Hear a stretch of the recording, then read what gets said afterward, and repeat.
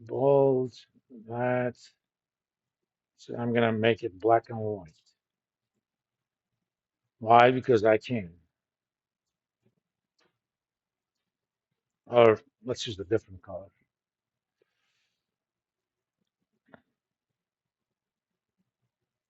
I'm in the green.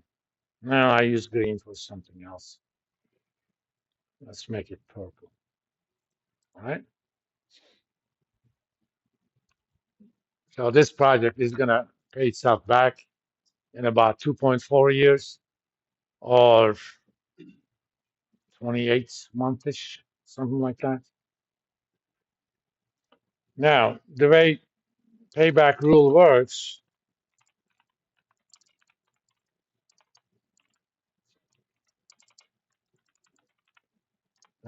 designate a cutoff period,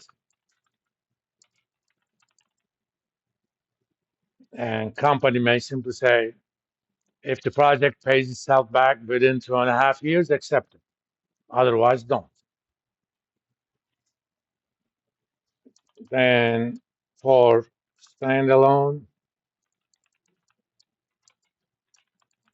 except if, and I'm going to use the designation PB for this. PB is less than cutoff, reject otherwise.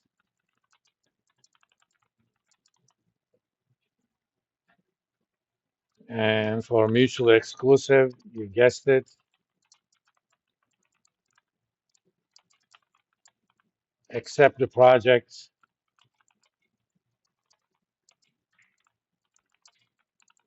with the lowest or shortest payback, provided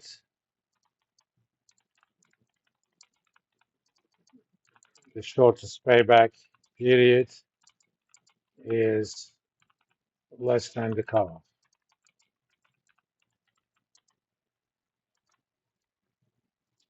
To put an indication on that, I'm going to basically put traffic lights on that. Let's see.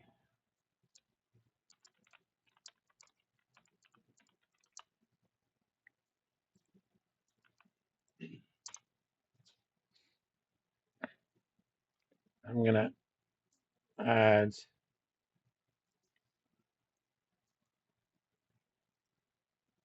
one more digit to that. I can do more. And let's put an indication on this. Let me see. Let me actually change the color so that things could contrast well.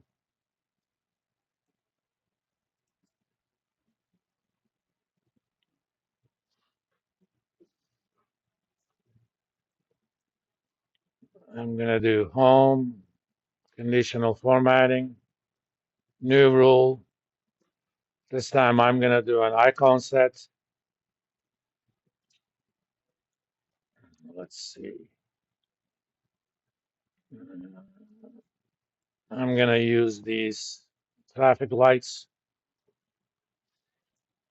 Basically, green is going to be go ahead, red is going to be reject, yellow is going to be think about it.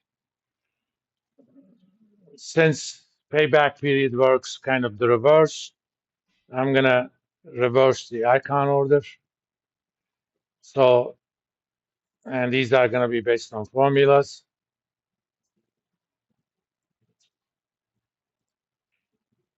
If payback period is greater than or equal to payback cutoff times 1 plus the significance, it's going to be a red light. So if payback period is greater than 275 in this case, reject. Uh, Otherwise, if it is greater than payback cutoff times 1 minus significance,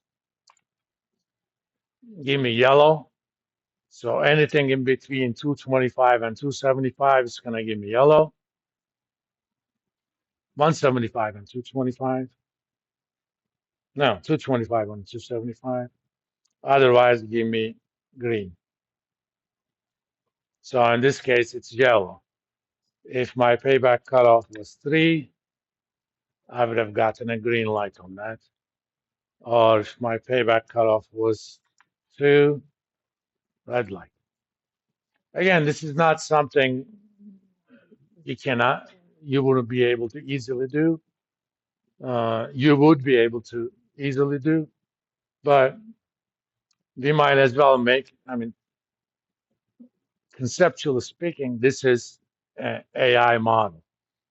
It's dumb intelligence, but it's artificial. I constructed it as a calculator, but it also communicates with me in some signs. I don't want you to think about it too much, okay? I want you to concentrate on the meaning of the numbers. And I'm gonna copy these and paste them here so that I can make the discounted payback calculations. Okay, first of all, I'm gonna do a running price value.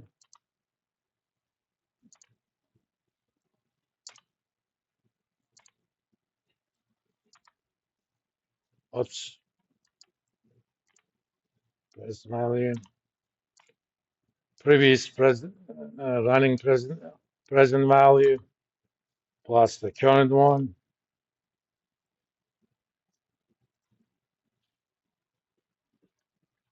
And you kind of guessed it. I'm going to do a conditional formatting on this as well.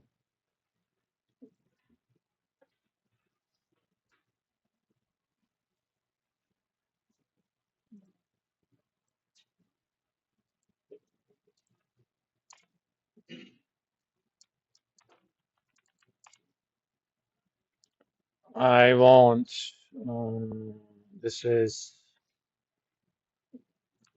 E9, E8 to be negative, and I want E9 to be greater or equal to 0.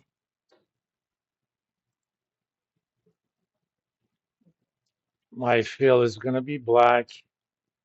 Font is going to be bold italic,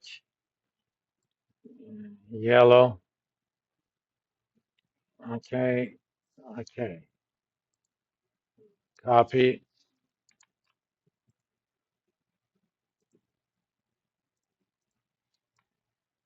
Remember, discounted payback is payback period using the present value of the cash flows.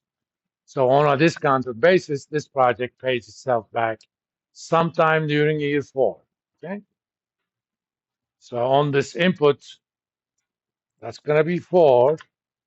I need to modify these so that they grab the right stuff. I'm going to look for that -1. Oops, I typed in the wrong.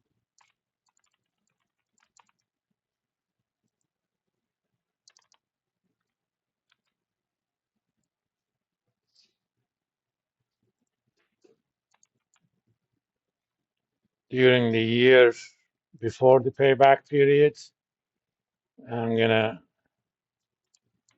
look for all of these. If I find a match, get the 5th column and false. So as you can see, I'm missing almost $1,990. And on this one, we look up that where in this table, grab the 3rd.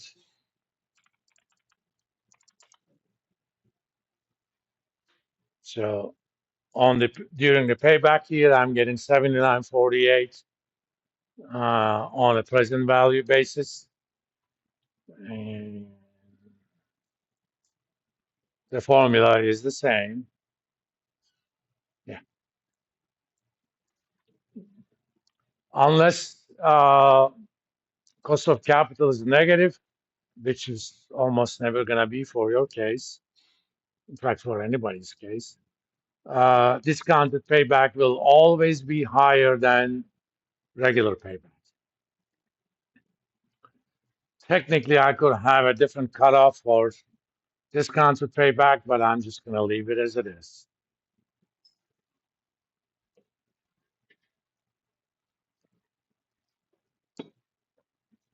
And if you have discounted payback available to you, you should almost always use that. Now, let's think about the payback period a little bit, just the regular one. Remember those four things that we wanted an investment rule to have. One of them was, does it take time value of the money into account? Well, regular payback period doesn't. It works with the original cash flows. In fact, that's why we use the discounted payback to handle that case. Does it take risk into account? No. Again, if you use discounted payback, as long as your discount rate is risk adjusted, that's also taken care of.